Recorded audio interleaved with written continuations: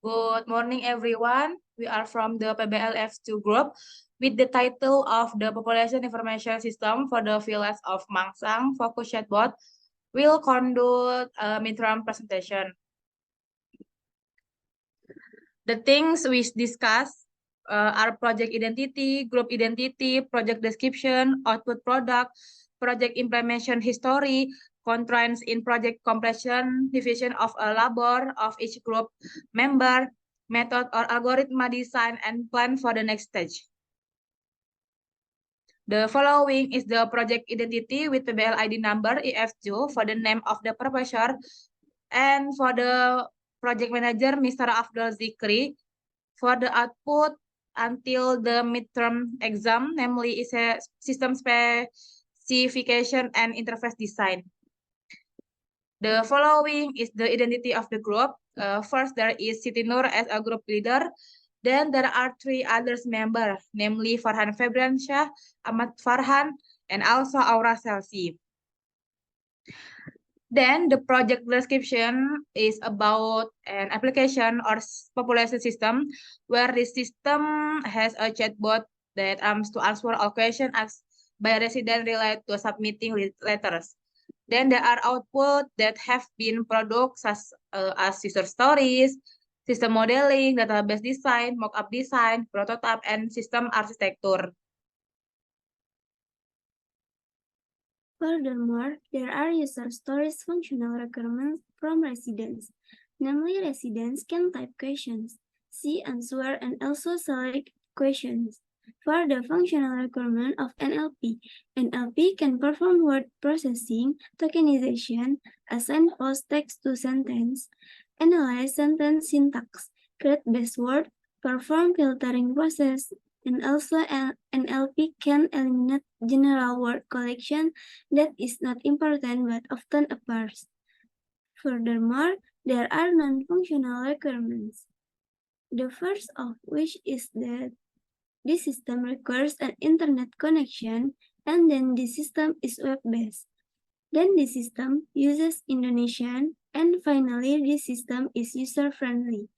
Then there is a use case system modeling of the chatbot, where there is one user, namely the resident, and also the NLP database. In addition to the use case system modeling, there is a scenario, namely the scenario of typing questions and also choosing the last system modeling question, namely the activity diagram, which functions to find out the activity from start to finish. Furthermore, regarding the history of project implementation can be seen at the ReadyLink PBL. Next, database design. The database design that we are using the programming language has several steps. The first figure one is the source code for importing the Python NLP module. Figure 2, we set how the chatbot responds. We take from intents according to the keyword entered. Figure 3, serves to detect typos from the message sent. If there are typos, it will be adjusted to the existing keyword. Next, picture 4. We will display our chatbot on the website display using the Flash library directing it to index.html. Then the user can enter a question and after sending the chatbot text the question and match the keyword and an answer intents in the corresponding JSON. Then the chatbot will send an answer from the keyword that match the message entered. Figure 5, that is JSON data. There are intents the content tag, keyword, and response form as questions and context. When a message is sent, the program will adjust the keyword based on the intent, then respond from the keyword, then match the question. Figure 6 on index.html. Here we make the chatbot display attractive by providing image and backgrounds on this website display. Then call the Python algorithm that was created and apply it to the display that has been made. Then create input text so that resident can type question and send them.